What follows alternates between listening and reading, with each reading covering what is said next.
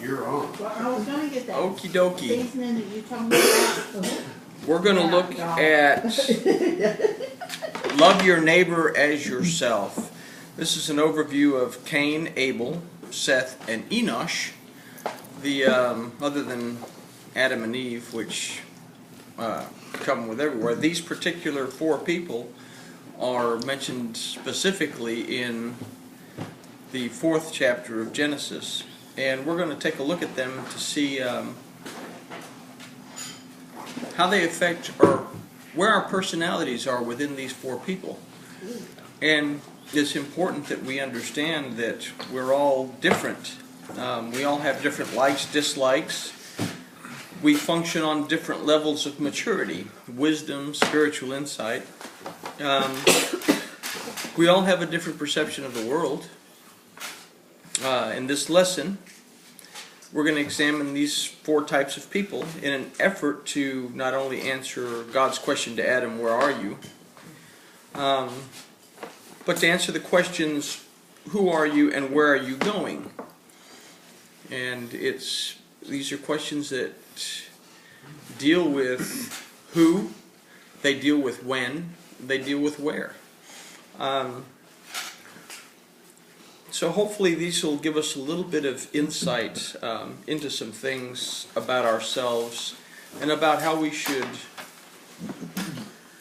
grow and about how we should treat other people by keeping these things in mind a little bit. I'm going to read, I'm just going to read or focus on one particular verse, and it's Genesis chapter 4, verse 3. It says, "And in the process of time it came to pass that Cain brought an offering of the fruit of the ground to Yahweh." Now, we know that Abel also brought an offering of the firstlings and the fat of his flocks. But I want to focus on, "and in the process of time it came to pass." I've got it up here on the board, and I'm going to pop up here for just a second. There's 3 words in Hebrew. Vayeche, Miketz, Yamim. It's right there. It came to be in the process of time. Breaking it down a little bit into Hebrew, we have to understand a few things about it. If we look at the word process, the word for process is ketz. Ketz means to cut up, okay? To chop up. It comes from ketzetz, which means to chop up. Time, the word yomim, time, comes from the word yom, which we know means day.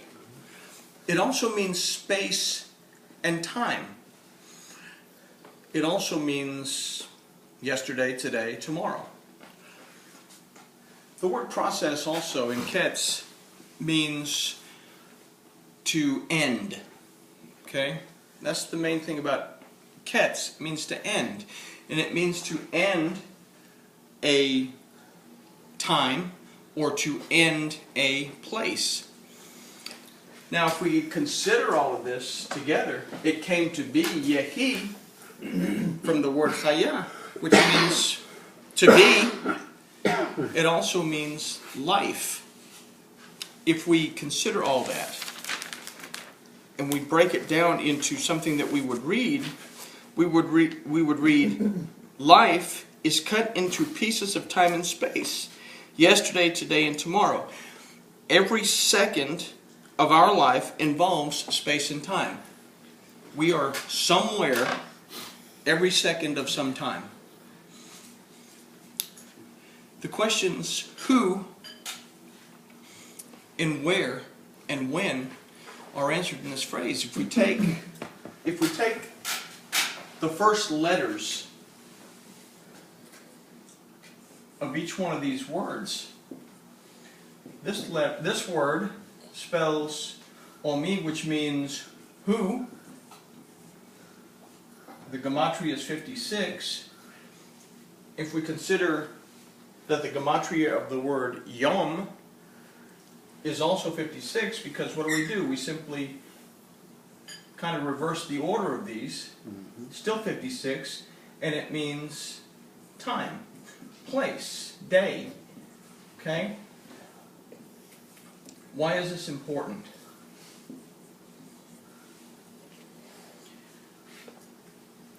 We have to be in touch with God all the time. Or God has to be in touch with us all the time. What does that mean? That our focus in everything we do has to come from above. When I lived on the streets for about 6 months. I got fed up with everything and said the heck with it. And, live in the camps, eat out of trash cans. And there was a guy named Mervyn who came to me one day. And he said, you're going through some stuff. And you have to keep fighting. You keep moving forward. And pay attention to what instructions come from above. And he looked at me and he said, I want to show you something, because I have a feeling that you can help me with this. And he went and he got his knapsack. And he pulled out of his knapsack a little cloth bag. And he pulled out of that cloth bag the most pristine Bible that you'd ever seen. Mervyn had been on the streets for 35 years, and he'd carried this Bible with him for most of that time. He says, I'm struggling with some of the passages in this, and I think you can help me. And I realized that maybe this isn't where I need to be, that God had given me something to do and I wasn't doing it, and perhaps I was running away. Now, the 4 groups of thought that we're going to talk about tonight deal with that kind of thing. Mervyn and I discussed quite a bit out of Proverbs, and I understood what was going on, and I kind of started to formulate this particular lesson. And I didn't actually write it down until, I think, last year. But I want to look at 4 people. I want to look at 4 people and kind of get an understanding of where we are every minute of our life. Because we have yesterday, it's gone. We have to focus on today, because what we focus on today affects what happens tomorrow. But we can learn from yesterday to help us to get through today, to focus on tomorrow. Cain means to acquire, and it's living to mimic God. And I'll have this handout hopefully this weekend. There's some changes that I need to make to it. The verse says, and the man knew Eve his wife, and she conceived and bore Cain. Let's keep that in mind. She bore Cain and said, I have acquired a man with the help of Yahweh. Cain, the root of Cain is Kayin, which means stability. The root of that is Kun, which means to mourn, to lament. Okay? To a form of depression almost. To mourn the dead. If we keep that in mind, Cain was a tiller of the ground. Now, this type of person is always trying to improve themselves, but mainly for personal gain. They're always trying to do something to stabilize their life and make their life more stable. They always feel they need more concrete in the foundation, even though the foundation's fine. But when they can't acquire enough, they feel a darkness about them. We see this both in church people, and we see this in atheist people. I've got a lot of friends. I've got several friends that are agnostic, atheist, and they're happy-go-lucky people, but they're very angry inside. They're very angry. And if you talk God to them at all, they get very, very hostile about it. And it kind of makes you wonder. But these people want everyone to see what and who they are. Some people, like we said, have a form of godliness, but their hearts are far from God.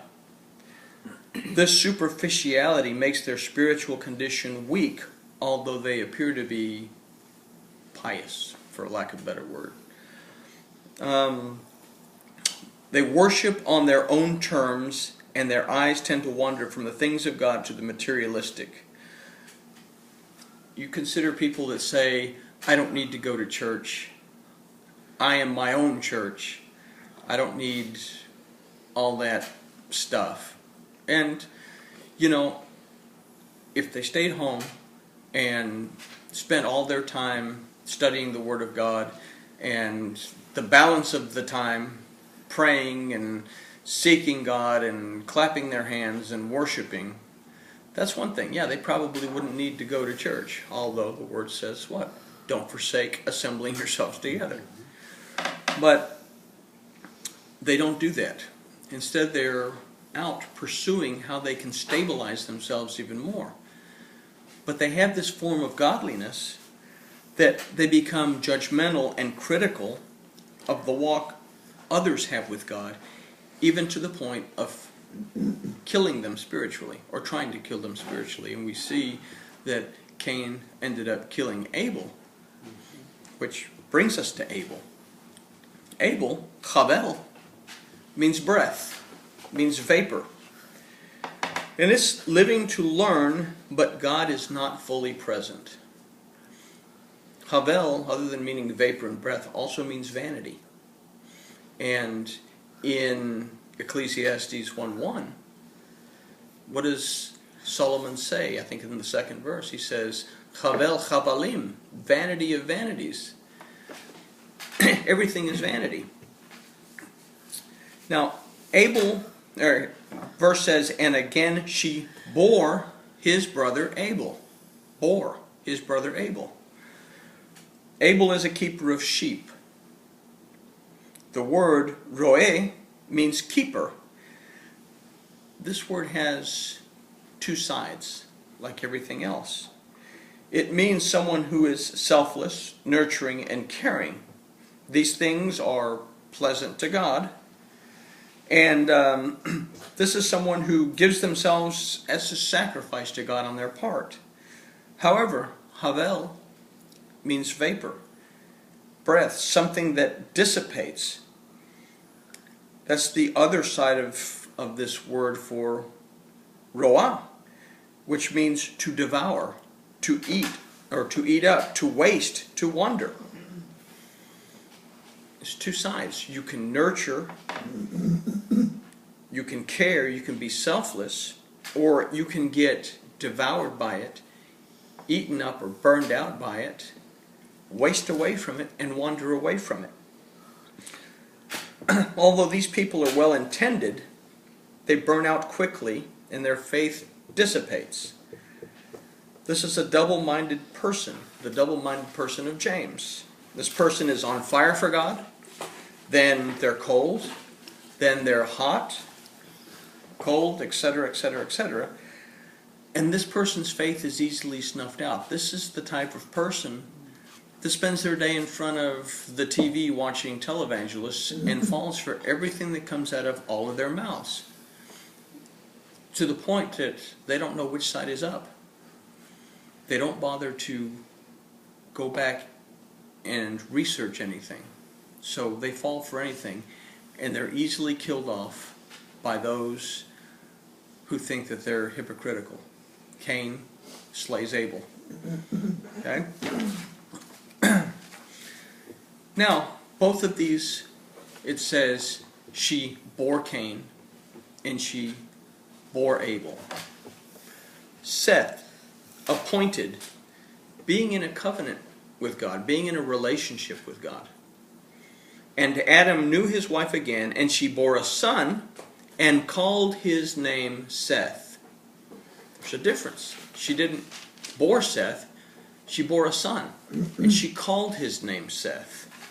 For God has appointed me another seed instead of Abel, for Cain slew him.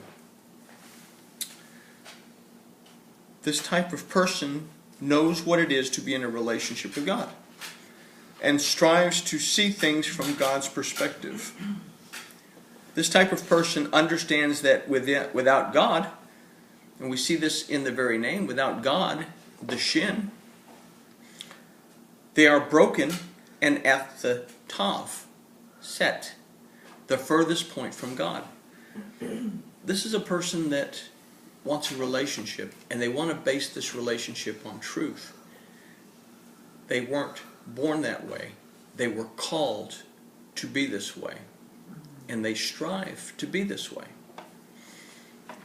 This is a person that, there's a group called Teen Challenge, and they use a phrase that says, be real. And this is a person that's striving to be real. This is the person, you teach them something, or they see something, or they read something, and then they go back and they check it out to make sure that it's true.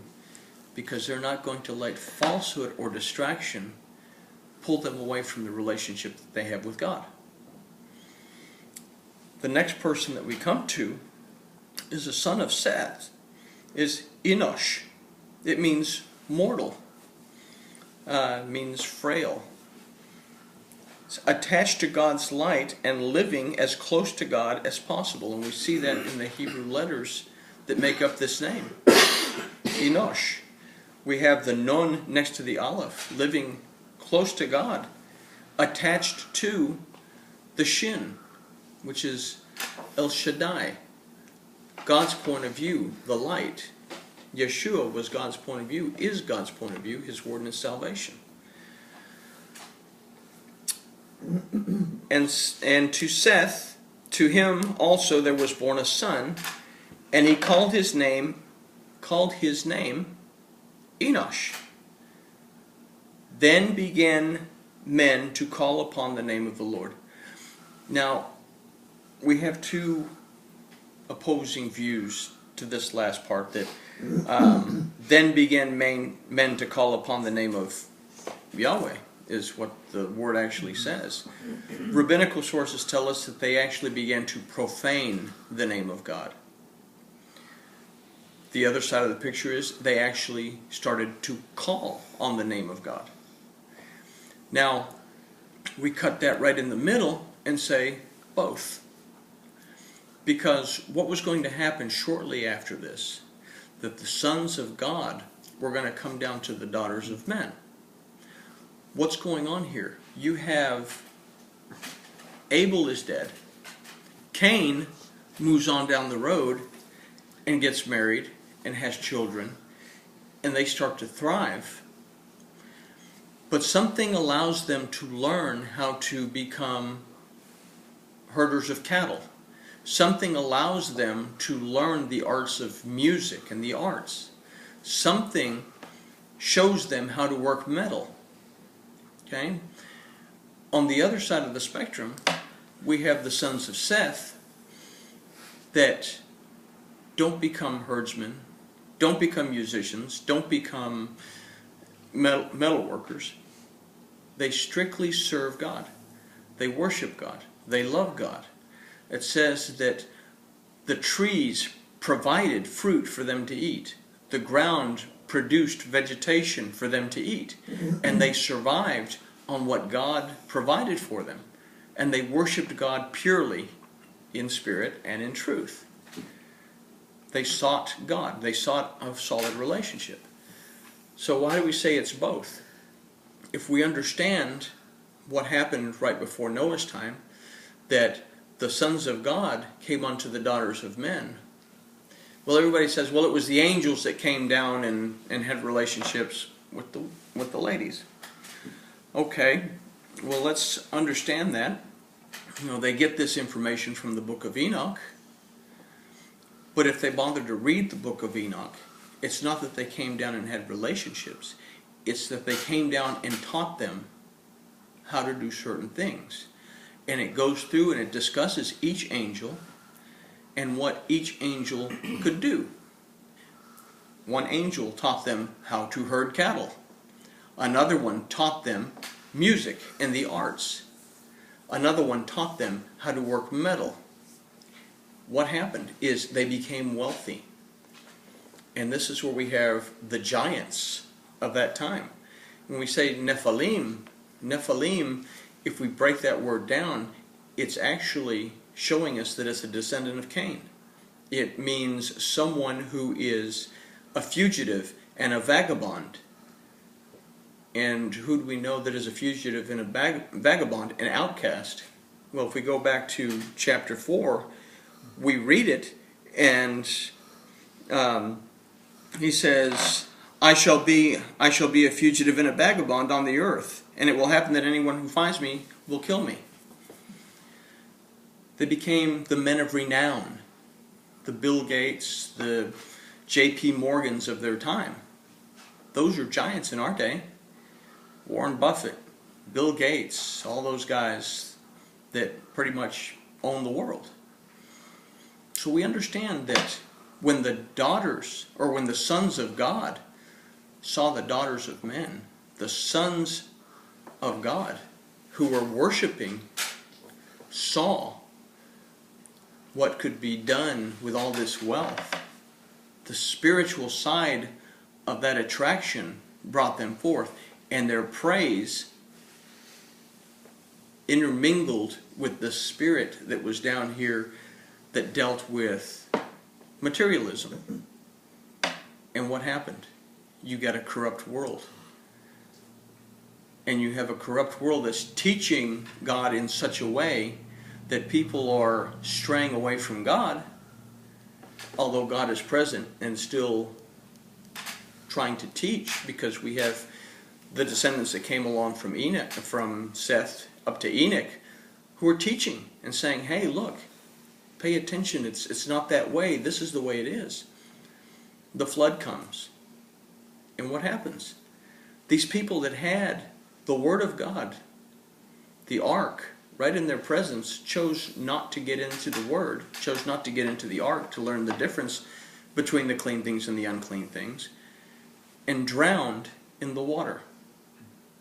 We see that happening today, that we have so many different things that are being taught that are so far away from what the Word says, that these people are drowning in the water without even making an effort to walk through the door to get into the ark. Tevia. It also means the Word. So, the root of the name Enosh means incurable. This person is well aware of their state of being and is continuously seeking God and calling out to God for guidance and direction in every aspect of life. These people stay grounded in the Word and are not easily swayed. They realize their mortality. They realize where they're at. They know where they're at. They realize that here's the tav. I want to stay away from the farthest point of God and always strive to work my way to the closest point in God. These are 4 different sets of personalities. And I would venture to say, and I know it's true in myself, and I'll use myself as an example, that I have, and most people, have all 4 personalities within them. Anybody who says that I don't have any Cain or I don't have any Abel in me, really needs to re-examine themselves, and thank goodness we have Yom Kippur. We make teshuvah. In Matthew 7, 1 through 5, Yeshua is talking about not concerning yourself with the speck in your brother's eye. And this is how he put all this together. Don't worry about the speck in your brother's eye, or your neighbor's eye, but pay attention to the plank in your own eye. Now, people look at that and think, well, their vision obstructed because they have this big beam in their eye, and They shouldn't be trying to pull a speck out of somebody else's eye. But let's take it just a tad bit deeper. Okay? If we consider the speck to be the yod, the truth, power, and the ability of God. Now, if we are worried about how somebody else perceives the truth, power, and the ability of God, but we are not concerned about the fact that we have in our eye the Vav. What is the Vav? At the head of the Vav is the Yod, and then there's a straight line. It means the flesh. But at the head is the Yod. And what are we doing when we do that? We can't get past our fleshly inclination to see the truth, power, and the ability of God in ourselves. How are we trying to judge somebody else? First of all, he says, get the plank out of your own eye. Get past your physicality. Get past your carnality. Get past your Cain personality in order to be able to see the Yod in your own eye, in order to be able to see the truth of God's power and the ability. And then you still don't go after somebody else, because what happens when we go after somebody else? We become Cain, in that we begin to kill this person's walk. That we perceive as good or bad, all we can do is point out what the Word says. People have to make their own decision. We cannot influence free will any more than God can influence free will. It's not our job. That person has to make their own decision.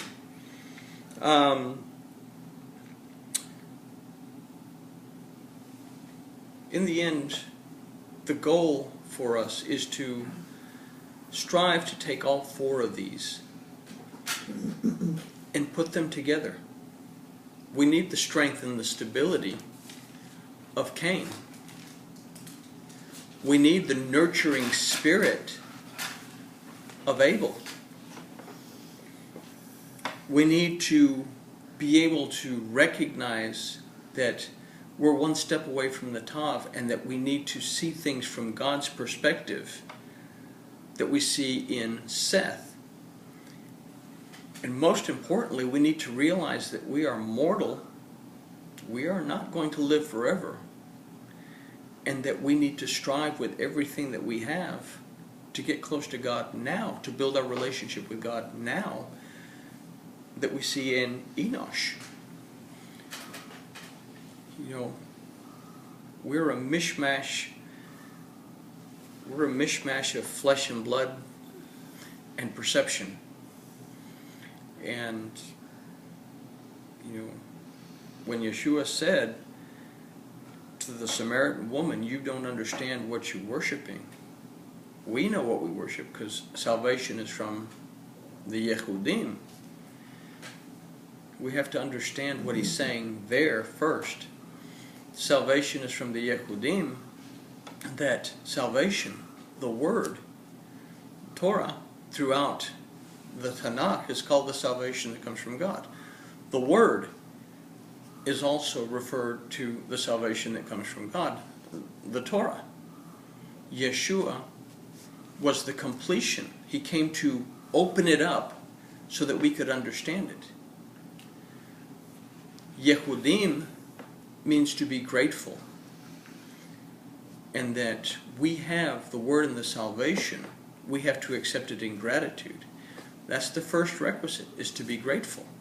The second requisite is what? The Father, the Av, the house of Yahweh, is looking for what? Those who will worship how? In spirit and in truth. So what are the three prerequisites that we're looking for? First of all, we have to have gratitude. Second of all, we need to seek Him truthfully, because only by seeking Him, only by seeking Him, I don't know what's in the relish, but it was good. Only by seeking Him truthfully will the Spirit fully dwell within us and allow us to come forth in the Spirit. I know it was kind of short, but that was, That was good. it was important that we know this, especially going into the boils in the sixth plague. The sixth plague, the Vav, a representation of our flesh, and how our perception is going to influence our flesh. Any questions on any of it? Okie dokie.